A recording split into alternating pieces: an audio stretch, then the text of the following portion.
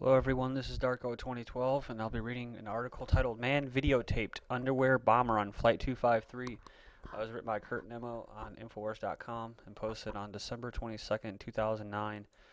It's a good article that I haven't really seen anything really covered on this yet as far as um, this patsy terrorist being video cameraed or video recorded on the flight, which even adds um, even more to this case as far as him being discredited as being a real terrorist. That this was a operation. So let's read it. For ABC News and the corporate media, it is a foregone conclusion. The Christmas underwear bomber is al-Qaeda. American officials have cause to worry. There may be more al-Qaeda-trained young men in Yemen planning to bring down American jets, report Brian Ross and Richard Esposito. Umar Farouk Abdulmutallab, charged with the attempted Christmas Day bombing on Northwest Airlines Flight 253, told FBI agents there were more just like him in Yemen who would strike soon. And then there was a supposed tape released 4 days before the attempted underwear bombing. It shows what ABC described as the leader of al-Qaeda in Yemen, who says he will kill Americans. We are carrying a bomb to hit the enemies of God. Yemen has become a principal al-Qaeda training ground, and the accused suicide bomber told the FBI he was trained for more than a month in Yemen, given 80 grams of high explosive cleverly sewn into his underpants undetected by standard security screening. On Sunday, the neocon Joe Lieberman said the U.S. needs to bomb Yemen and pronto. Iraq was yesterday's war. Afghanistan is today's war. If we don't act preemptively, Yemen will be tomorrow's war, the hawkish neocon senator from Connecticut told Fox News. Which, yeah, I can't stand Lieberman. He's a piece of scumbag shit. I don't know what to call him, but he's always there. He's always that man that turns the tide against the American people. Always. And it's such a joke. He acts like he's independent. Independent of what? You're not independent of anybody, Lieberman. All you do is you do whatever it takes. To pass the health care, he's going to be there. To pass the bailout, he'll be there. He'll be that one man that makes it happen. When nobody wants it to happen, he's that one person that turns it. And he never commits to any party or anything because, he isn't really committed to anything. Just destroying this country. Sorry, I just had to throw that out there. I don't like this man. Lieberman, who helms the Senate Homeland Security and Governmental Affairs Committee, said Yemen is the new home of al-Qaeda. A script of Yemen and al-Qaeda is now being uniformly fouled by the corporate media. Meanwhile, more suspicious information about the underwear bombing has surfaced. An eyewitness told the news talk radio station 620 WTMJ in Milwaukee that a man had videotaped the entire flight. Scotty Keatman and her daughter witnessed the alleged botched bombing. Keatman's daughter said that ahead of them was a man who videotaped the entire flight, including the attempted detonation. He sat up and videotaped the entire thing very calmly, said Patricia. We don't know that the FBI is looking for him intensely. Since then, we've heard nothing about it. On Saturday, it was reported that a sharp-dressed man had escorted Umar Farouk Abdulmutallab when he boarded Northwest Airlines Flight 253 in Amsterdam. Mutallab was allowed on the plane without a passport. It was later reported that Mutallab seemed to be in a trance. So see, these are all things that point towards him being a patsy, like as if he himself didn't even know, kind of like the Timothy McVeigh theory or story, whereas McVeigh didn't know that he was a patsy. He thought he was going to be involved in something that was going to be somewhat patriotic to stop terrorists. And then, in the end, he was the terrorist, and they played him and blamed it on him. And of course, they drugged him up in the end. And it seems like this guy is same thing, same deal. Being he was son of a rich man, right? A rich banker, kind of like Osama bin Laden.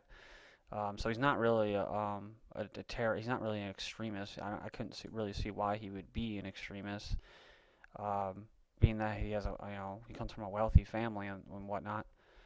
Um, Also, he was escorted by somebody to get in there. He didn't have a passport. These are all the little things. He was taped on the flight itself, which kind of points in the direction of maybe this man thought that he was participating in an exercise, and the video camera was part of it. But we're gonna find in time what really happened, hopefully. The alleged video taping of the underwear bomber and his fudged attack is another oddity that the corporate media should zoom in on. Unfortunately, we no longer have a functioning investigative media in this country. Instead, we will hear endless pablum, I'm not sure if I pronounced that right, about a resurgent al-Qaeda and murderous idiocy from neocons like Joe Lieberman, who are screaming for another small and defenseless country to be bombed and more innocents slaughtered as the U.S. chases a phantom terror group created by the CIA. And one last point that I wanted to make was concerns this paragraph where it says how it was it was a fudged attack. It never actually it was a successful attack.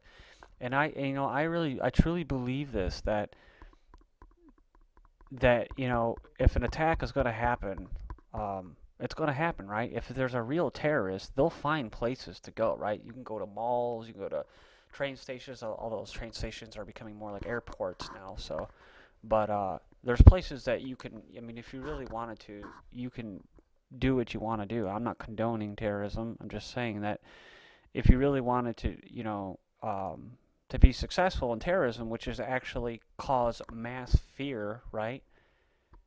In order to